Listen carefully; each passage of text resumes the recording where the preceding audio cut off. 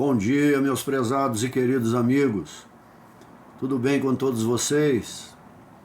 Espero que sim. Fico sempre com o coração, com expectativas, fico ansioso para chegar às quartas-feiras e dar continuidade nesse comentário, nesses estudos muito simples, muito humildes, para que nós possamos, mesmo à distância, permanecermos juntos, pela via do pensamento e por esse modesto estudo. É com muita alegria que eu sempre estou aqui e sempre estarei com a disposição suficiente, para esse projeto de estudarmos com o Cristo, estudarmos com o aporte que a doutrina espírita nos dá, com as obras básicas, com as obras de Kardec, com as obras subsidiárias e também com outros recursos, vários que nós encontramos para dedicar o melhor de nós nessa conversa simples, nesse bate-papo simples que nós temos às quartas-feiras, assim como nós o tínhamos, presencialmente aí na nossa querida Barbacena, e os amigos também que foram se incorporando, aqueles que se predispõe aí a 30 minutos de assistir esses comentários, E nós recebemos o aporte maior aqui do nosso prezado Emmanuel, espírito que editou essa obra magnífica para Francisco Cândido Xavier, esse teólogo universal, eu gosto de chamá-lo assim, pois ele fala para todos, fala para os espíritos, pois somos espíritos, sem nenhum sentido proselitista, ou sentido institucional religioso. Ele apenas tenta nos mostrar quais são as direções que nós devemos e podemos caminhar na direção do caminho da verdade e da vida, E hoje nós vamos para a lição 94, e Emmanuel vai dar o título a esta lição de Ao Salvarmos. Nós vamos entender bem isso. Está em Marcos 15:30, mas essa perícope, ela está do versículo 21 ao 41. E lá diz assim: salva-te a ti mesmo e desce da cruz. Nós estamos falando do contexto do momento da crucifixão de Jesus, da morte do corpo apenas, do corpo material, mas o corpo espiritual, o seu corpo perispiritual, padrão crístico, esse jamais precisou descer ou subir, está sempre vivo, é imortal, estava em nós, continua estando em nós, só que ele espera por nós. Nós ou aqueles irmãos daquela época que escarneceram da sua condição de ser o Salvador, que salvou a outros, como no versículo completo, salvou a outros, mas não salvou a ele mesmo. Olha que é uma incongruência, é uma dissonância muito grande esse tipo de comentário, porque ele veio aqui para salvar quem estava necessitado. Ele não veio para se salvar, ele tinha um projeto. Porque a questão de não morrer não quer dizer que você não se salvou. Então seria apenas prolongar mais a vida, mas desencarnar nós vamos. Então quem que terá que tem que estar salvo em si? É o espírito. E esse nunca teve condicionado as condições de vencer o homem, vencer o outro, vencer o mundo através dos parâmetros e dos padrões humanos, Aquele que derruba o templo e reconstrói em 3 dias, que se salve. Mas esse templo que ele está falando é o templo que ele reconstruiria no coração dos homens. Porque o verdadeiro templo está no íntimo, no sentimento de cada um, no melhor de cada um. Os templos de pedra ainda são necessários, nós precisamos desse aporte. Mas ele perde totalmente a sua função se Deus não estiver no templo do íntimo, do coração, do melhor de cada um de nós, da melhor face que nós temos, para mostrar para Deus. Então, mas isso faz parte daquele contexto da ignorância humana, do desconhecimento, dos supremacismos, dos espíritos belicosos, guerreiros, que acham que vencer, que se salvar no mundo é se apoderar, é conquistar, é escravizar, é se tornar supremacista em todas as instituições, em todos os aspectos dos poderes humanos. E essa não é a verdadeira salvação, porque nada do que se salva, ou do que, entre aspas, me salva, irá partir comigo, irá passar pela porta estreita, para quando voltarmos à nossa pátria original, que não é aqui, não é? Então ele salvou a outros e a si mesmo não pôde salvar, não é? Por que ele ia descer, simbolicamente falando de novo, descer de novo ao nosso padrão? Ele veio aqui, cumpriu a vontade do Pai, pois era um desígnio de Deus. Se ele fizesse isso para mostrar poder, ele estaria derrogando e estaria descumprindo tudo que ele mesmo disse, quando ele afirmou que o que saciava a sua sede e a sua fome era fazer a vontade do Pai. Então ele não poderia fazer o contrário e nem o quis fazer o contrário. Naquela ação ele demonstrou a fraqueza daqueles que são derrotados em si mesmos, que somos nós, que continuamos ainda a manter esse padrão de comportamento em relação, escarnecendo, né? Escarnecer foi o que todos fizeram com ele, e nós ainda continuamos a fazer muito isso com o nosso próximo, não é? A necessidade de zombar, de desfazer, de diminuir, de denegrir a integridade alheia, não é?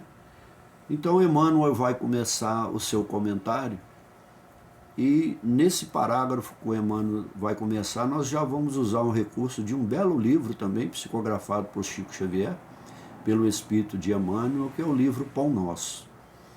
Então Emmanuel diz, esse grito, olha, de ironia, né, de escarnecimento da condição daquele ser que doou sua vida por nós, porque ele fala, o verdadeiro amigo doa a vida para os seus amigos, o verdadeiro mestre. Ele doou a vida, e todos aqueles, inclusive os que o crucificaram, os judeus, fariseus, romanos, todos, ele os chamou de amigos. E ele pediu ao Pai que nos perdoasse, porque nós não sabíamos o que nós fazíamos, ou seja, ficou claro da nossa ignorância moral, espiritual e do nosso ainda desconhecimento total do que é amar o próximo, não é? De ironia dos homens maliciosos, porque o escarnecedor ele é malicioso, ele é cruel naquilo que ele desfaz, do que ele zomba do seu semelhante, né? Continua, olha, vibrando através dos séculos. Será que esse movimento de escarnecimento, né, de zombar, de desfazer, de descaracterizar, né, de causar a morte espiritual, como Cristo fala, não temeis aquele que podes matar o teu corpo, mas aquele que pode matar o teu espírito? Será que essas vibrações, isso não continua ecoando nos desejos e no nosso interior? Não é? São questões que nós temos que nos perguntar para vencermos isso, não é? Então diz no livro Pão Nosso, muitos de nós ainda tecemos comentários e examinamos as particularidades teóricas da cruz, imaginária, que ainda trazemos conosco. Quantos ainda continuam? Porque quando que nós continuamos a crucificar o Cristo? Ainda teorizamos sobre as questões dessa cruz imaginária. Ela continua em nós quando nós continuamos escarnecendo, crucificando, denegrindo, praticando o mal contra o nosso semelhante. Fazer o mal contra o próximo é continuar crucificando as leis, os princípios, o amor, a misericórdia, a compreensão, a compaixão que ele trouxe. Então nós continuamos a crucificar aquele que veio trazer a solução para que nós possamos trilhar esse caminho da verdade. Se continuarmos a manter o mesmo padrão de antes, não é?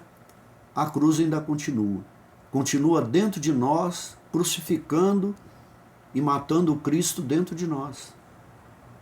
se ainda continuarmos optando por lados, optando por preferências, sendo parciais em nossas análises, em nossos pseudos julgamentos, que nós não temos autoridade para fazer isso, não é? A criatura humana não podia compreender o sacrifício do Salvador. A terra apenas conhecia vencedores, olha, que chegavam brandindo armas, cobertos de glórias sanguinolentas. Nós daremos glória a Deus, não é? Vós, desculpa, sanguinolentas, heróis da destruição e da morte, a caminho de altares e monumentos de pedra. Olha, isso é brilhar a luz diante do Pai, para que Ele nos glorifique, uma glória feita por sangue, não é? Em destruição e morte, e de altares que eternizaram isso, pois a vida retorna simbolicamente quando Ele ressuscita no domingo. Ele renova então todos os padrões, não é? Então, em Cristo, nós devemos entender, no livro Sentinelas da Luz, nós aprendemos lá que em Cristo a salvação não é sinônimo, em hipótese alguma, de divinização ou poder. Porque a condição dele é divina, mas ele não está buscando divinização, pois é algo que ele já tem. A sua divinização é a pureza do seu espírito. É a asepsia que ele tem dentro do seu espírito, pois ele fez tudo o que fez por espontaneidade, para cumprir a vontade do Pai. Então, a necessidade de se divinizar é daquele que está no padrão humano, para se colocar acima. Ele se colocou como menor. Ele se colocou como um servidor. Não é? Então, ele não buscou o poder, porque o poder essencial ele já tinha, que é o da autonomia do espírito. Ele era absolutamente autônomo a qualquer padrão terreno. Tinha liberdade plena dentro de si. Por isso que não deixou de nos amar a nenhum de nós. Tanto as vítimas como os algozes. Ele amou a todos, pois ele veio ensinar a todos. Pois todos nós tínhamos o mesmo padrão de necessidade, né? Então, é livrar-se desses condicionamentos, desses pseudos poderes, ou a ideia de divinização dos Césares. Esses Césares todos ficaram. Permaneceram, como nós vamos ver na frente aqui, as estátuas, as rochas, não é? Aquilo que foi caracterizado, que tomou uma forma de um Deus de pedra, que não vai a lugar nenhum, que não transcende para lugar nenhum, não passa de si mesmo, morre em si mesmo. Essa é a morte que não nos eleva, não é? O que não, de espécie alguma, né?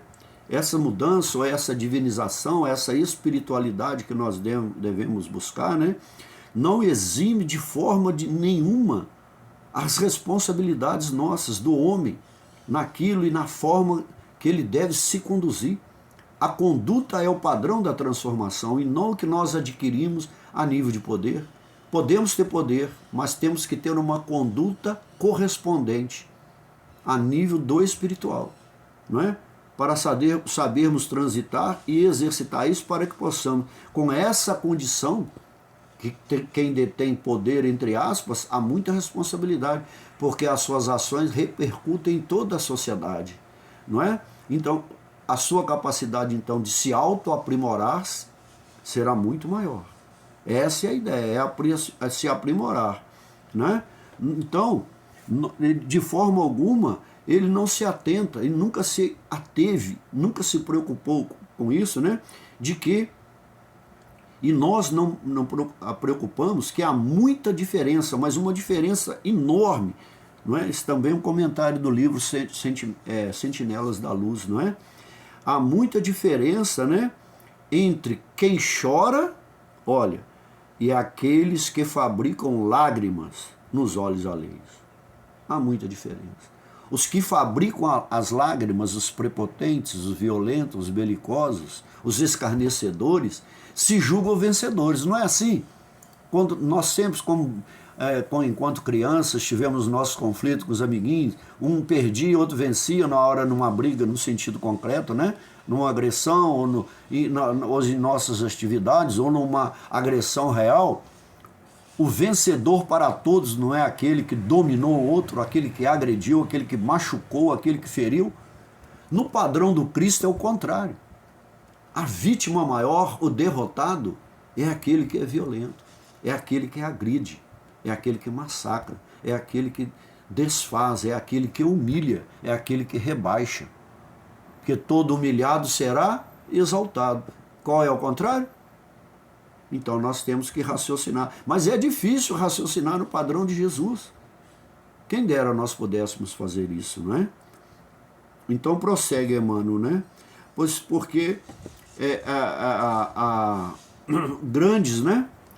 Grandes danos exige o quê? Não é? São perguntas que nós fazemos. Exige grandes reparações. Quem vai ter que se empenhar esforço para fazer a maior reparação a nível de espírito?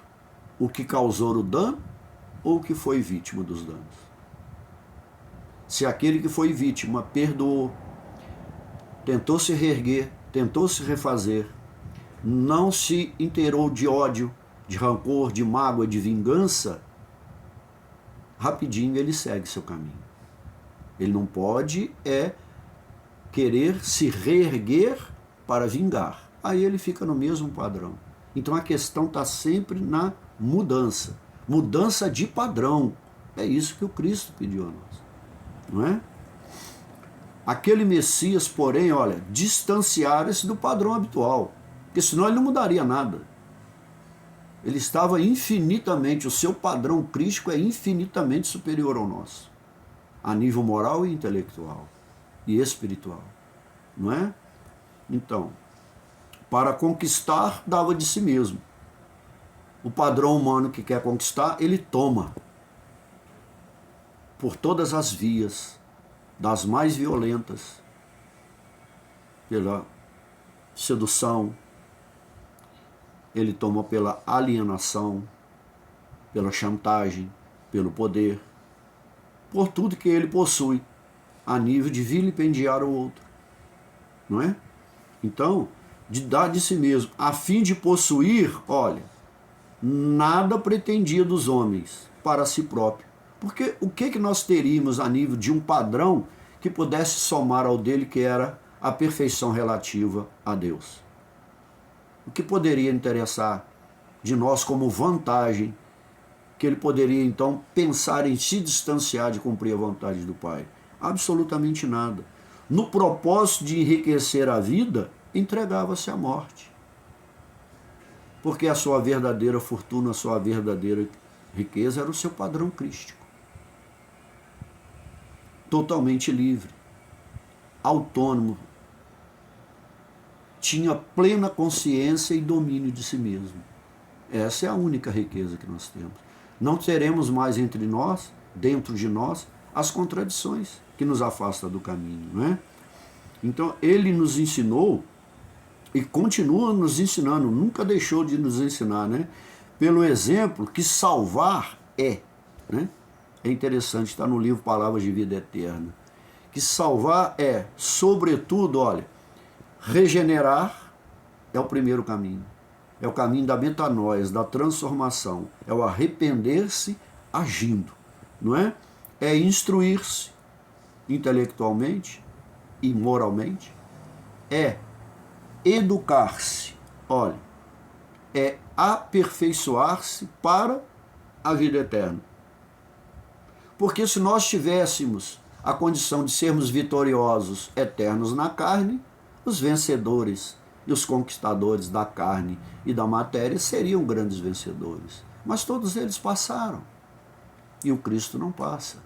O Cristo em nós não passa. O Cristo em nós é a sua pedagogia do amor transformadora, que sempre quer nos reerguer, nos levantar está sempre com a mão estendida para que nós possamos seguir essa trilha. É difícil, existem muitos obstáculos. Os maiores somos nós mesmos que colocamos, não é?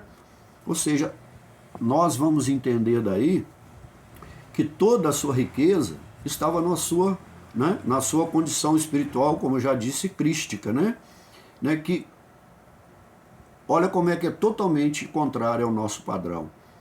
Quanto mais ele doa, quanto mais ele abre mão de si, ele abriu mão daquilo que para nós entendemos que é o limite do ser humano. Ele abriu a mão da própria vida. Então, quanto mais ele doava, mais pleno ele ficou. Então, como ele doou a própria vida, mais vida ele teve, que é a vida na imortalidade, que é a vida plena, sendo um com o Pai. Então, mais pleno de Deus ele ficou. E será que nós ficamos vivos? Ou quando partimos, obtemos o prêmio da segunda morte, como nos diz Paulo de Tarso, que é a morte do Espírito, não é? Em vista disso, não faltaram, olha, os escarnecedores, no momento extremo, interpelando o divino, triunfador, com mordaz expressão. Porque o triunfador humano é aquele que triunfa sobre o próximo. Eles não entenderam que ele era realmente o triunfador sobre si mesmo. Sobre si mesmo. Ele venceu a si mesmo. Tem de ânimo, pois eu venci o mundo. Nós estamos querendo vencer o mundo e através do outro, conquistando um mundo que não nos pertence. São as muitas moradas da casa do Pai e nenhuma delas pertence à criatura. Todas essas casas, essas moradas, pertencem ao Criador, não é?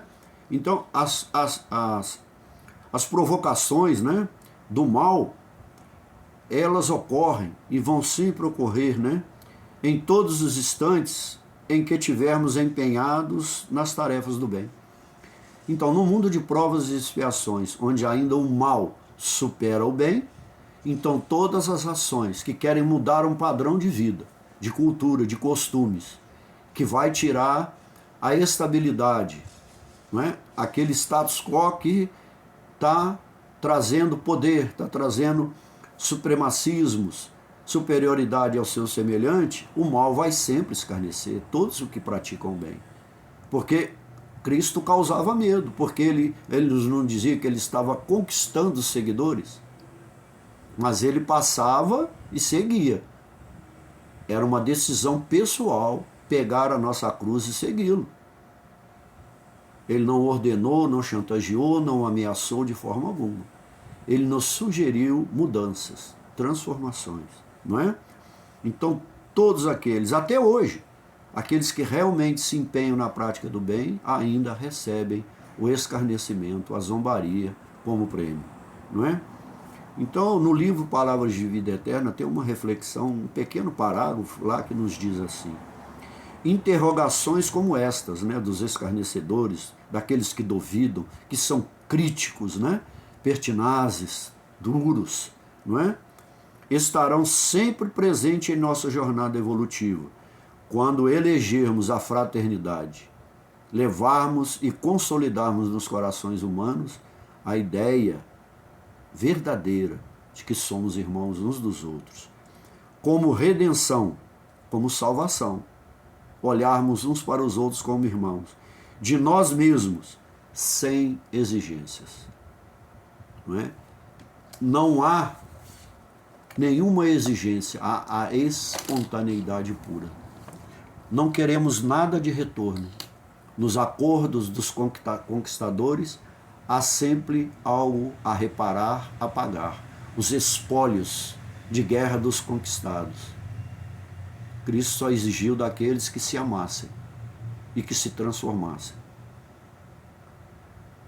Prossegue Emmanuel.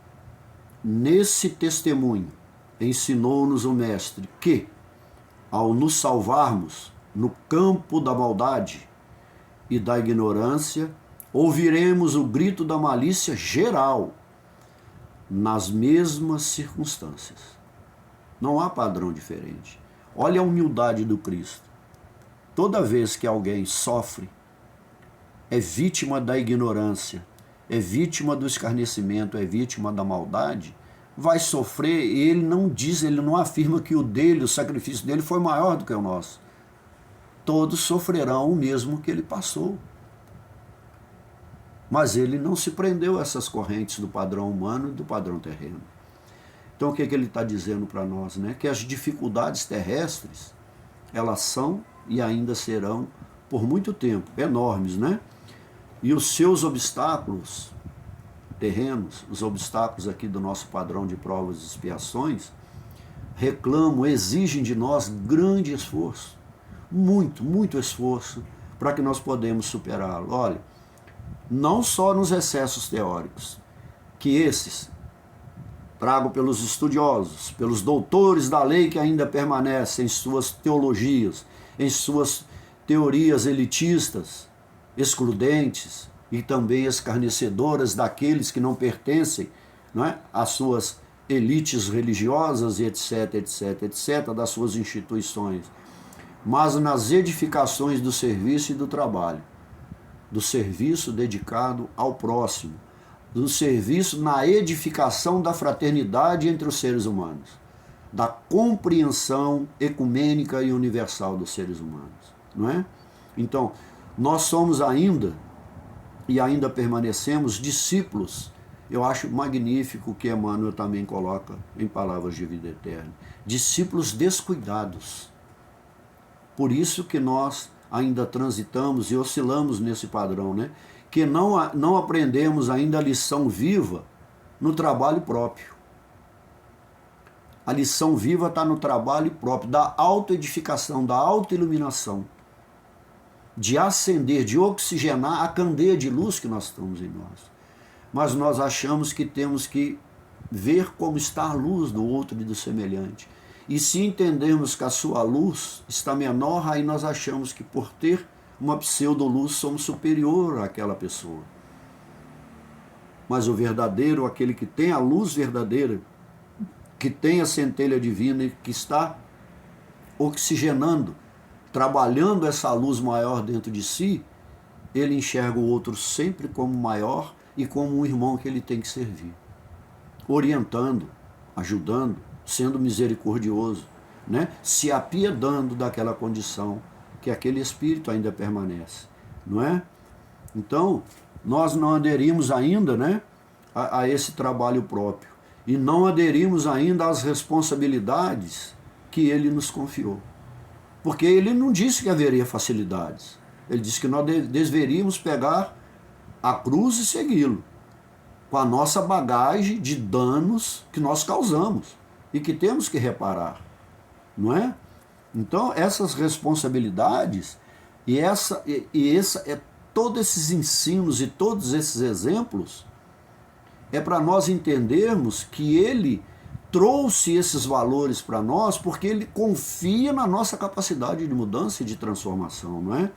Então, porque sem obstáculos, nós cairíamos aonde? Na inércia. Então, o trabalho do burilamento tem que ser nosso, não é? Então, prossegue Emmanuel, se nós demoramos, olha, colados, aderidos, né, à ilusão do destaque, se somos trabalhadores exclusivamente interessados em nosso engrandecimento temporário na esfera carnal, com esquecimento das necessidades alheias, há sempre muita gente que nos considera privilegiados e vitoriosos. Se ponderamos, no entanto, as nossas responsabilidades graves no mundo, chamam-nos de louco.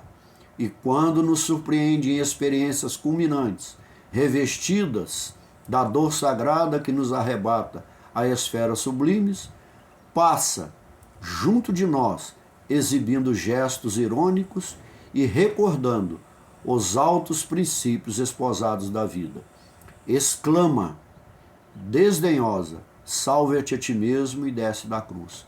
Então, toda vez que há um movimento contrário ao padrão humano, ainda atrelado a ações de perversidade, de maldade, não é?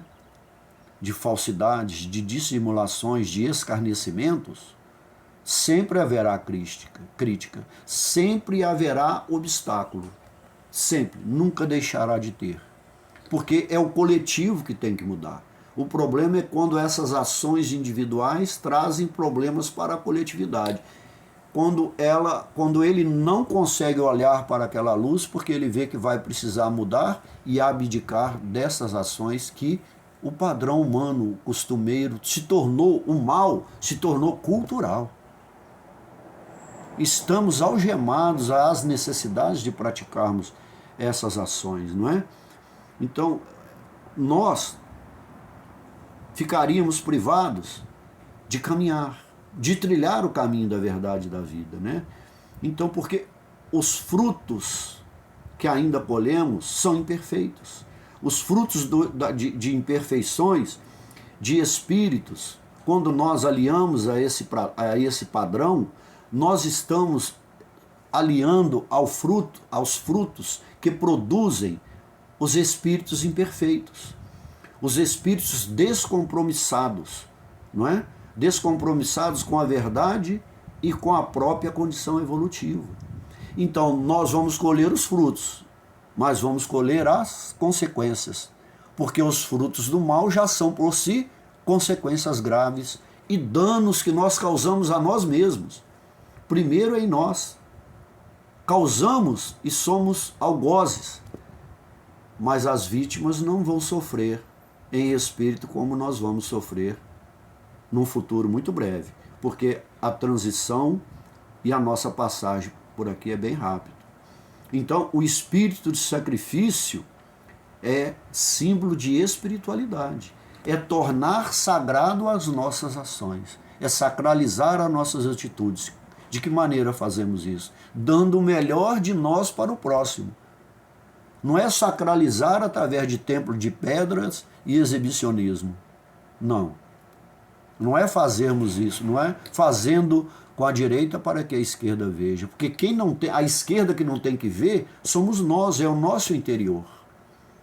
Porque quando nós vemos, nós esvaziamos de sentido as nossas ações, não é?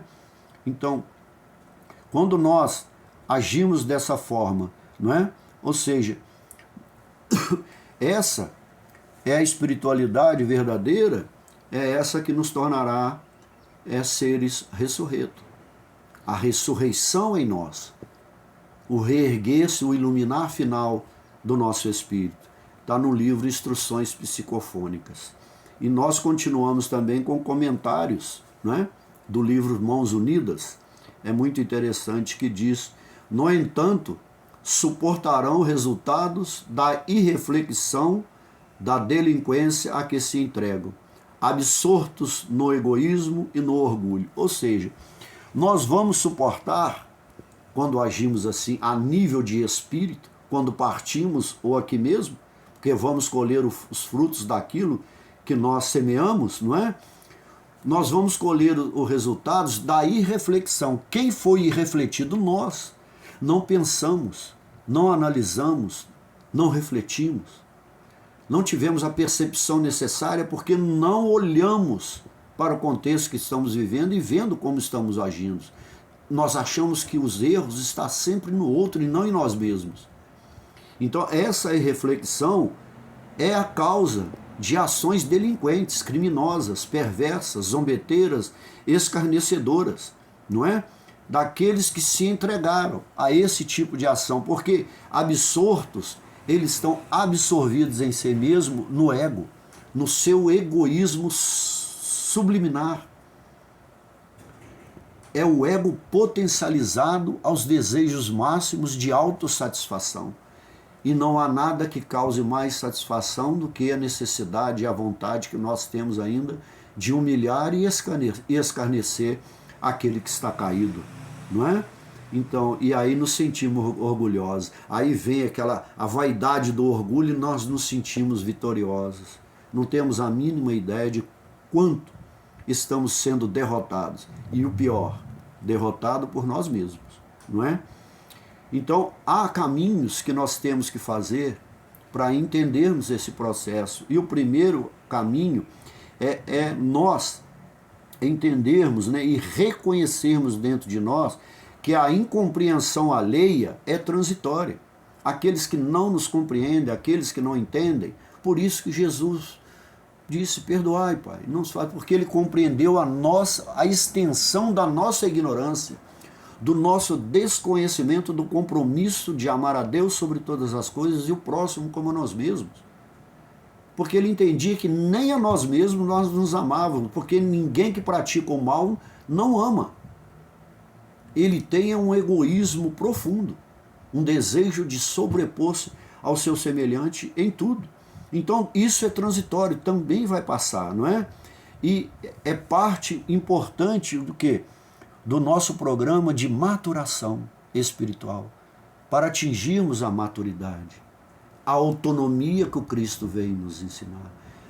Transitarmos nesse mundo material de provas e expiações, alheios e despreendidos das algemas, que são as paixões humanas, que são os interesses escusos, as maldades, não é?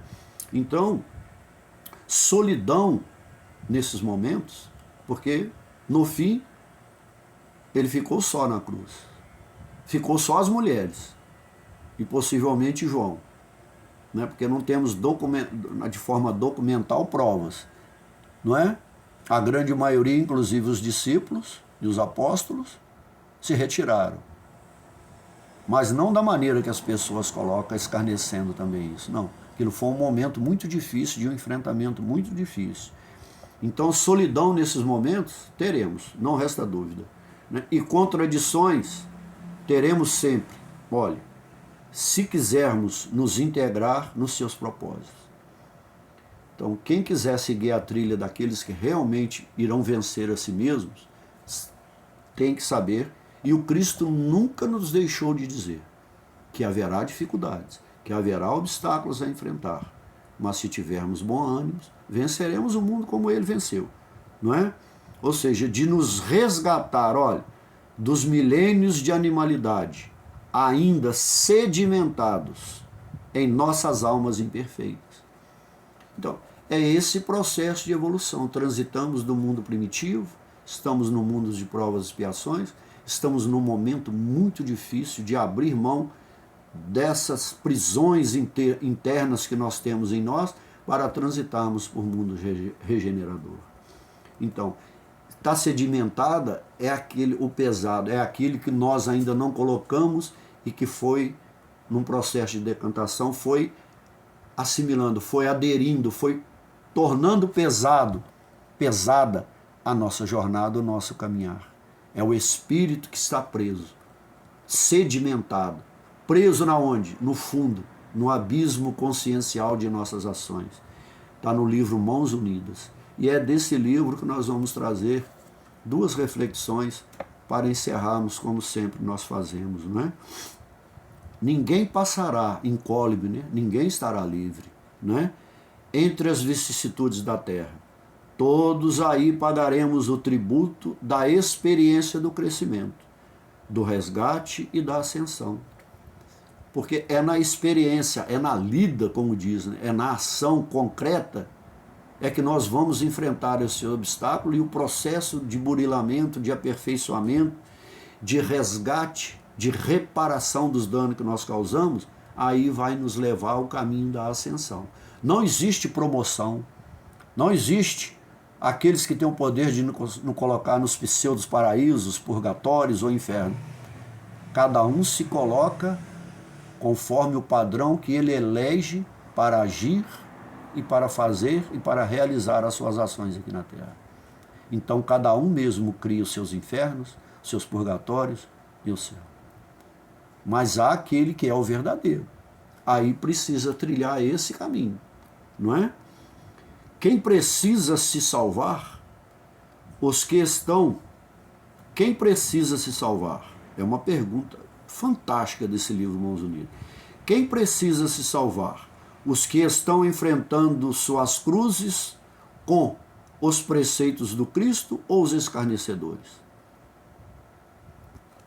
Na leitura, na linguagem materialista, material, excludente, ortodoxa, preconceituosa, vingativa, de poder, quem está precisando se salvar não é? É os que estão enfrentando as cruzes com o padrão de amor do Cristo. Os escarnecedores, os maldosos, os perversos, são vencedores. Mas e se nós invertermos? E no campo do Espírito, na trilha da evolução? Fica a pergunta aí. Quem que é o verdadeiro vencedor? Quem está na cruz humana? São perguntas, são questionamentos. E nós nunca devemos parar de fazer a nós mesmos, olhando para nós mesmos com o espelho do Pai, com o reflexo do Cristo em nós, para podermos ver alguma coisa dentro de nós mesmos, porque muitas das vezes estamos muito obscurecidos. E essa causa disso continua e ainda vai permanecer por algum tempo, sendo nós mesmos. Um abraço, meus amigos, um excelente final de dia. Fiquem com Deus, estejam com Deus, que Ele esteja conosco no meio de nós, em nossos corações, em nossos pensamentos, com os nossos familiares, desse plano e do plano maior, e com toda a nossa família humana e espiritual. Fiquem com Deus.